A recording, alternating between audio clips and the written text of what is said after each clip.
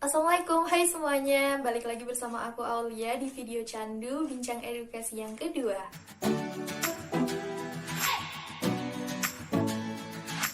Di video kali ini kita akan membahas terkait self-healing sebagai salah satu strategi untuk menjaga kesehatan mental kita di tengah pembelajaran daring. Adanya perubahan proses pembelajaran dari offline menjadi online tentunya memberikan dampak juga kepada kondisi psikologis kita.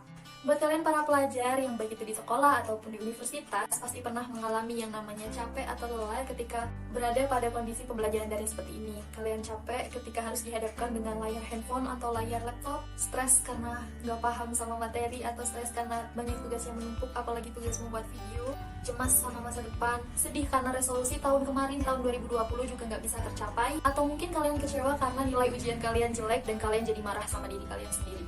Nah, untuk mengatasi masalah-masalah atau perasaan-perasaan emosi negatif yang kita rasakan pada saat ini, kita bisa menggunakan yang namanya self-healing.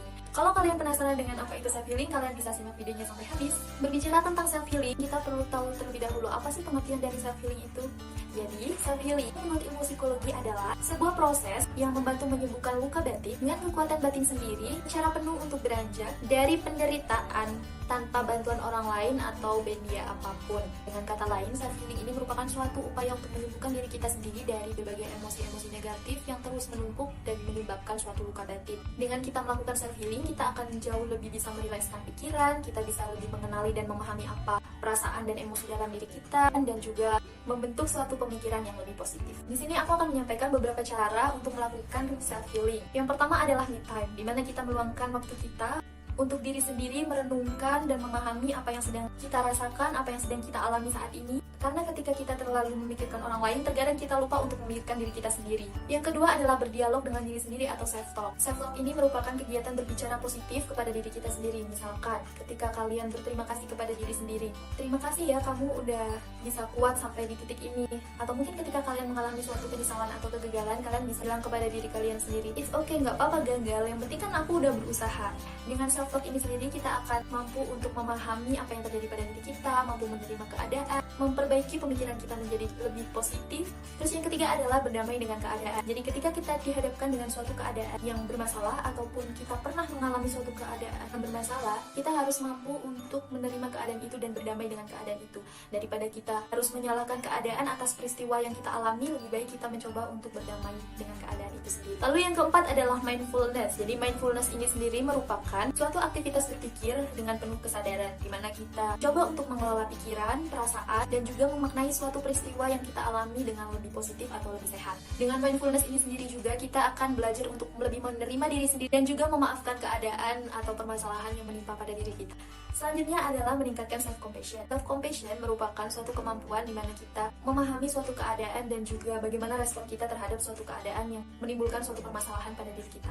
Misalkan aja kita meningkatkan kepedulian terhadap diri kita sendiri, atau tidak membiarkan diri kita terlalu berlarut-larut dalam kesedihan ataupun kemarahan, emosi negatif yang kita rasakan. Yang selanjutnya adalah menempatkan masa lalu pada tempatnya, di mana mungkin emosi-emosi yang sedang kita rasakan saat ini itu juga bisa berkaitan dengan masa lalu. Jadi di sini perlu aku tegaskan bahwa masa lalu tidak bisa untuk diubah, tapi bagaimana cara kita merespon masa lalu itu kita bisa ubah. Kita perlu memenai kembali pengalaman-pengalaman masa lalu kita agar bisa membantu dalam proses penyembuhan hati.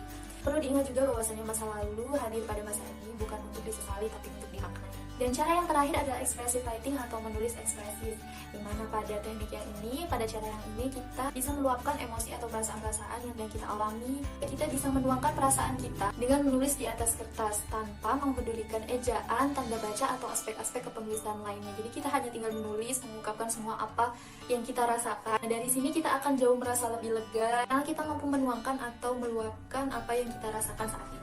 Nah, dari semua yang udah aku sampaikan tadi, kita tidak boleh terus membiarkan atau mengabaikan yang namanya emosi-emosi negatif atau perasaan-perasaan negatif itu terus ada pada diri kita dan menumpuk, apalagi menyebabkan yang namanya luka batin. Terlebih di masa pembelajaran daring yang seperti ini, kita perlu banget buat memiliki yang namanya kesehatan mental yang tinggi atau yang kuat. Oleh karenanya, dengan self-healing, kita bisa menjaga kesehatan mental kita di tengah masa pandemi ini, dan kita bisa lebih optimal dalam mengikuti proses pembelajaran secara daring. Oke, itu aja yang bisa aku sampaikan di video kali ini. Terima kasih buat kalian yang udah menonton sampai akhir. Kalau kalian merasa video ini bermanfaat, jangan lupa buat share ke teman-teman kalian. Dan jangan lupa untuk memberikan like, comment, or subscribe. And see you on the next video. Bye!